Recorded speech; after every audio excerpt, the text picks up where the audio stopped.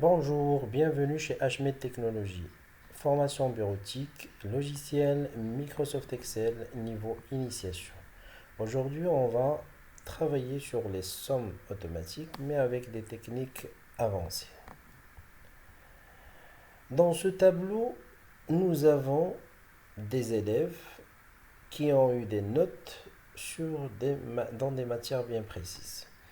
Et ce qui est demandé, c'est de calculer le total de l'ensemble des notes pour chaque élève. Pour faire ça, on va utiliser la somme automatique. La somme automatique, c'est une formule de calcul qui est très simple, on l'a vu la dernière fois. Il suffit de se positionner sur une cellule résultante et d'activer la commande somme automatique. Et automatiquement, Excel il analyse les éléments qui existent autour de la cellule résultante et quand il trouve des chiffres, il vous les propose pour qu'ils soient intégrés dans la somme automatique. Je confirme par entrée et la somme automatique a été créée. Je peux aussi faire la chose suivante. Je sélectionne les éléments qui vont rentrer dans la somme automatique et j'active la somme automatique, c'est-à-dire le bouton qui me donne cette somme automatique et automatiquement il me donne le résultat. Tout ça est si simple. Maintenant, analysons cette formule de somme automatique. Donc, quand on a dit la dernière fois pour créer une formule de calcul, on la crée dans une cellule. Et la différence entre une formule de calcul et une donnée normale, c'est le signe égal. Donc le signe égal, il montre qu'en quoi que nous sommes dans une cellule qui va recevoir une formule de calcul et non pas une donnée bien déterminée. Donc, et on a dit que la formule de calcul, elle fait intervenir des éléments comme des constantes, des références des cellules, des opérateurs arithmétiques. Et là, nous avons un élément nouveau dans les éléments que constitue une formule de calcul, c'est ce qu'on appelle les fonctions. Cet élément que vous voyez ici, somme, parenthèse, quelques éléments, ce sont des références de cellules, et la parenthèse fermée, on l'appelle une fonction. Donc une fonction, c'est quoi? C'est un programme intégré qui nous permet de réaliser des calculs à notre place. Expliquons cela. Je me positionne sur la ligne de Ali et je vais faire la somme de la liste des notes d'une manière manuelle. Donc je vais, puisque c'est une formule de calcul, je vais taper égal et je vais donner les références de cellules de chaque note. D6, je vais additionner à E6, que je vais additionner à F6, que je vais additionner à G6, que je vais additionner à H6, que je vais additionner à I6. Et je confirme par entrée. Donc là, la différence entre cette formule et celle-là, normalement, il donne le même résultat. Seulement celle-là, elle a été faite d'une manière manuelle et celle-là, elle a été faite avec la fonction somme. Donc, je peux utiliser la manière manuelle, mais dans la mesure où c'est un petit tableau sur lequel je suis en train de travailler. Mais quand il s'agit de faire la somme d'une liste très longue de chiffres, cette méthode n'est plus valable, donc je dois utiliser une fonction qui me donne la somme d'une manière automatique. Donc comment fonctionne cette fonction somme? C'est que elle a un nom, elle s'appelle somme et elle a des paramètres. Donc les paramètres, c'est que je lui dis de faire la somme de la cellule D5. Les deux points veut dire jusqu'à la cellule I5. De la cellule D5 jusqu'à la cellule I5.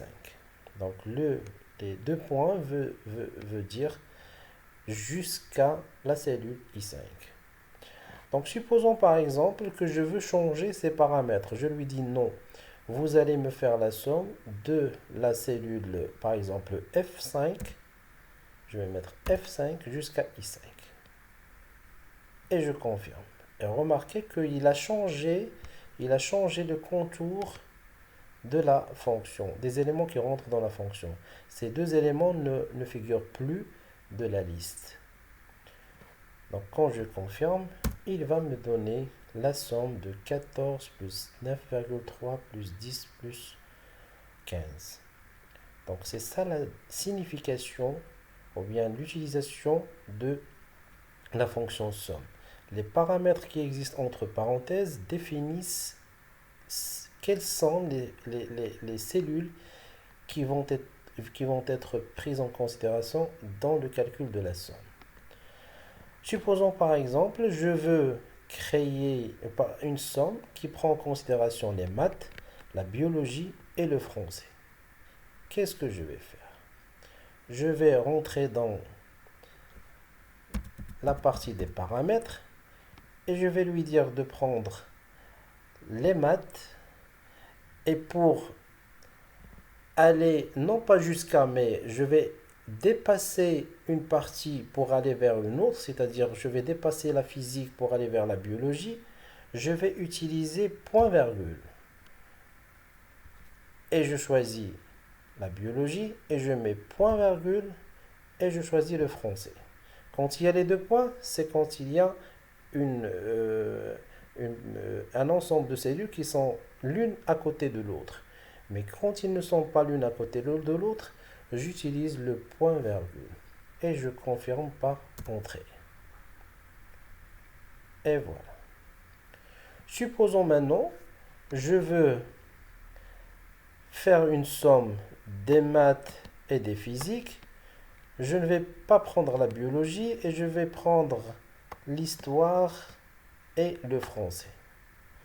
Donc, je me positionne sur la formule de calcul et je rentre dans les paramètres et je lui dis de me prendre les maths et les physiques, c'est-à-dire parce que ce sont des cellules qui se suivent, de la cellule D5 jusqu'à la cellule E5. Pour ne pas prendre biologie, je mets point-virgule parce que je vais